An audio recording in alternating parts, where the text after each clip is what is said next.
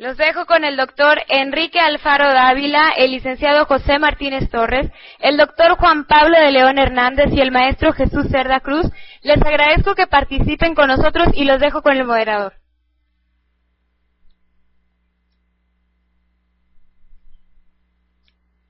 ¿Qué tal? Muy buenas tardes, tengan todos ustedes. Gracias por acompañarnos en esta transmisión virtual.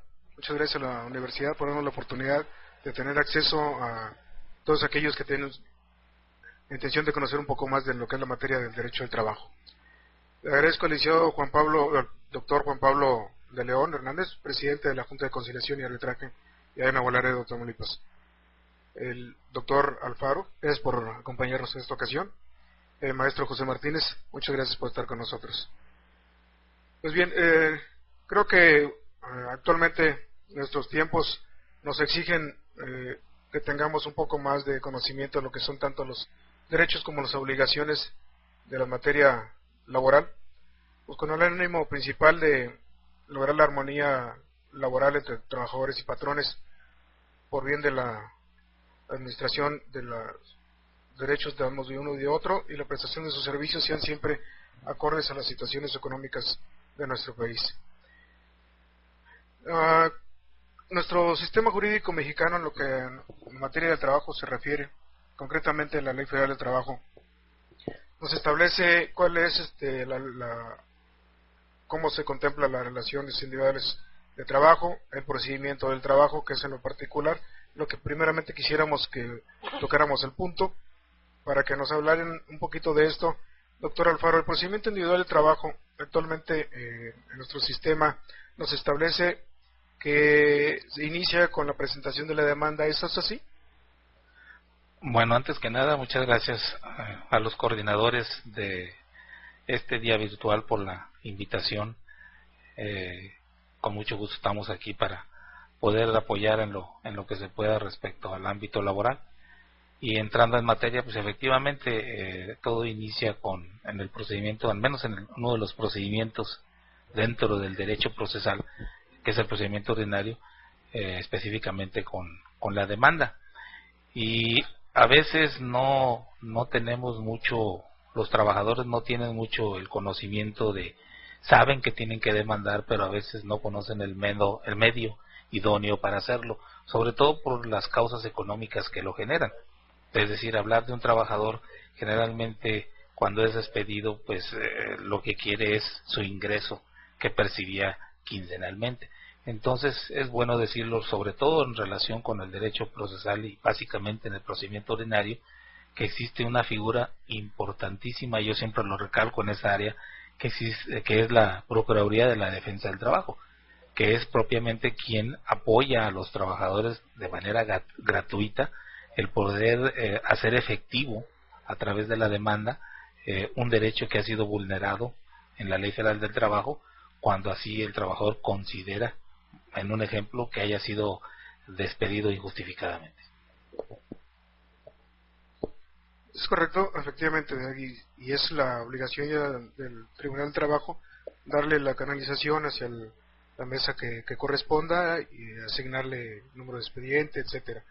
Una vez que esto es así, el siguiente paso que corresponde a la autoridad del trabajo es señalarle una fecha para una audiencia.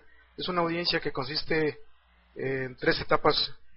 Básicamente, maestro José Martínez, ¿cuáles son estas?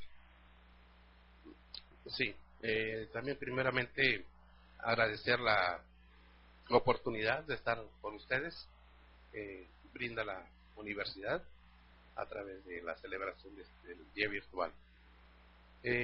Antes de abordar ese punto, me gustaría hacer un poco más de énfasis en lo que menciona el doctor Enrique Alfaro, relacionado con la Procuraduría de la Defensa del Trabajo, que efectivamente sí es una instancia que está contemplada dentro de la misma ley laboral, que para coadyuvar en la solución o resolución de problemas de índole laboral, en el que es gratuito sus servicios.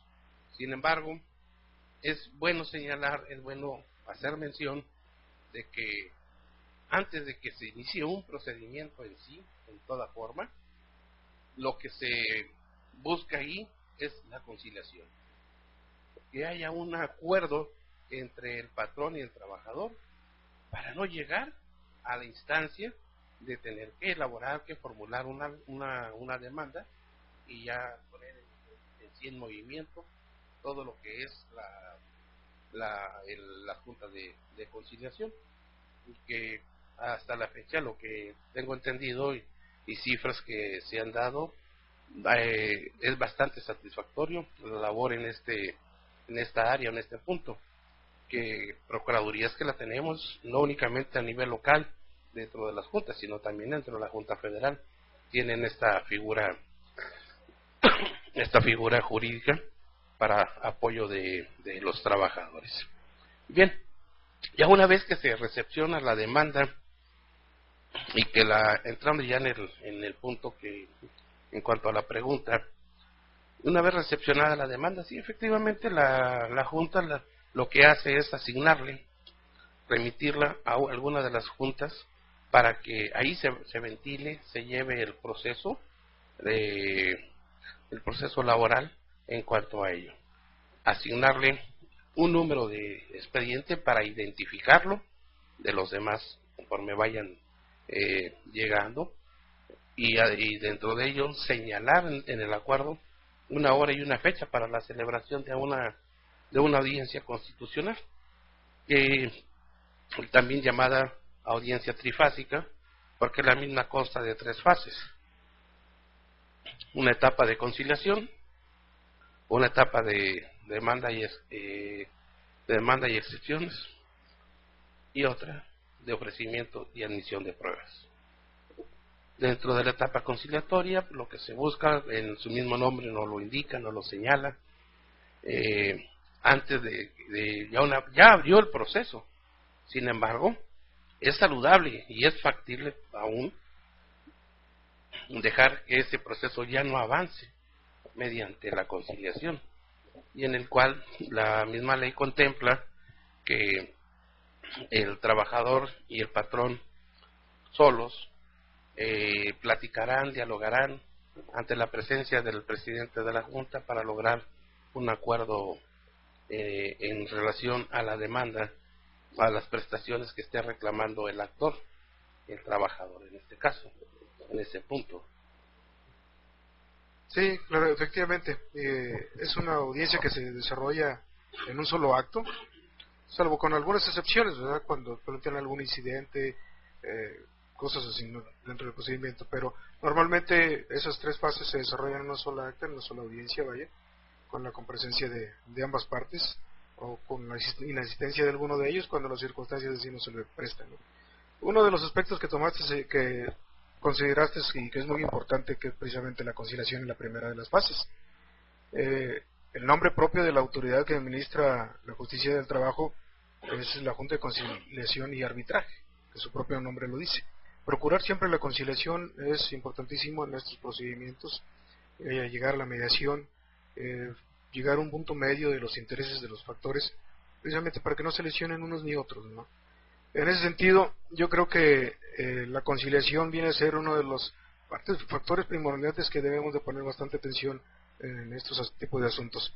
Al respecto, y aprovechando la presencia del licenciado Juan Pablo de León, que precisamente es el presidente de la Junta Especial número 9, con residencia ya en Nuevo Laredo, Tamaulipas, quisiera preguntarle, licenciado, ¿qué opinas tú de la conciliación en el procedimiento del trabajo?